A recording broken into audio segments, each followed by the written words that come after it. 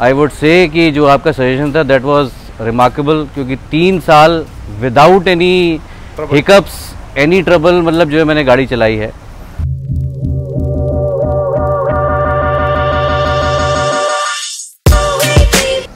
Hello guys and welcome back to my channel Easy Drive Auto Services Private Limited. My name is Pramod and we are into CNG business since 2011. Guys, आप देख पा रहे होंगे मेरे सामने गाड़ी खड़ी है, ब्लैक कलर की i20, बहुत चमकती हुई गाड़ी है। वैसे ये गाड़ी जो है 2011 का मॉडल है, ऑलमोस्ट 1,40,000 किलोमीटर चल चुकी है।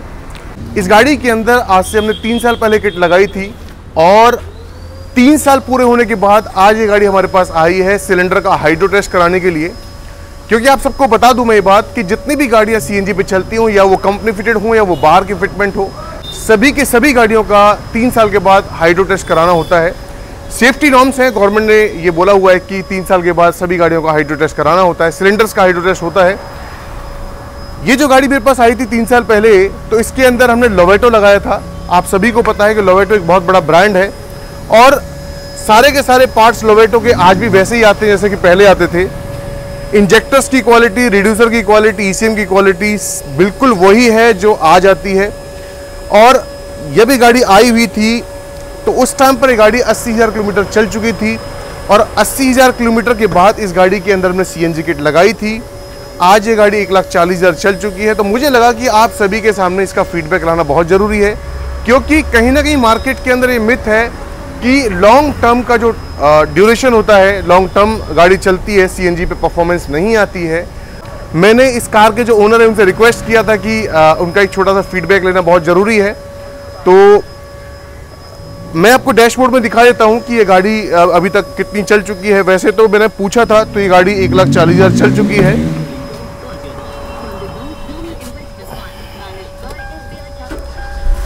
डैशबोर्ड पे देख के पता लगता है कि ये गाड़ी जो है 1,33,120 किलोमीटर चल चुकी है और किसी भी तरह का कोई इसमें इशू नज़र नहीं आया अभी तक।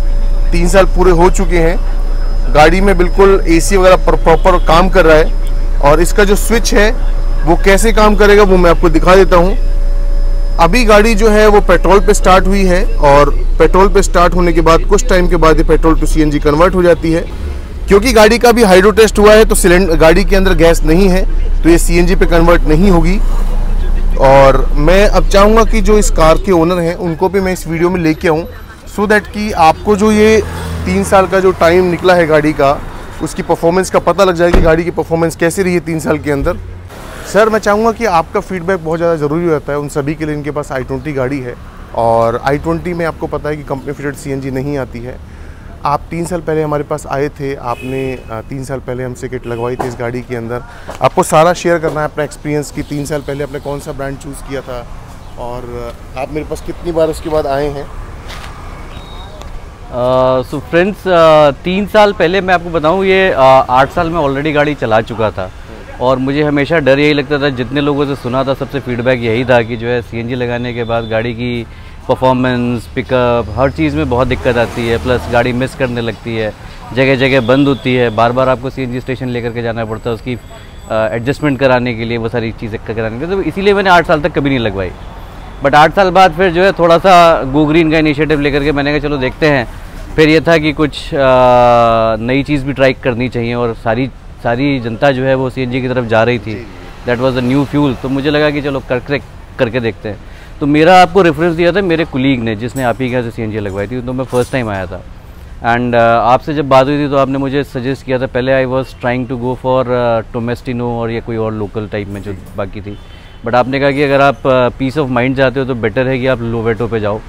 थोड़ा सा प्राइस हायर था, बहुत ज़्यादा नहीं, 2,500 रुपये का 3,000 रुपये का अंतर था। बट आई वुड से कि जो आपका सजेशन था दैट वाज रिमार्केबल, क्योंकि 3 साल without any hiccups, any trouble, मतलब जो है मैंने गाड़ी चलाई है। ना मुझे पिकअप में कभी कोई दिक्कत आई। मैंने हाईवे के ऊपर मतलब 140-150 भी दौड़ाई है और मैंने पिकअप, मतलब जो कहते हैं ना सीएनजी में सबसे ज़्यादा प्रॉब्लम आती है कि अगर आपको पिकअप लेकर के किसी दूसरी गाड़ी के आगे लेके जाना है वो नहीं होता है, एसी में बंद करना पड़ता है।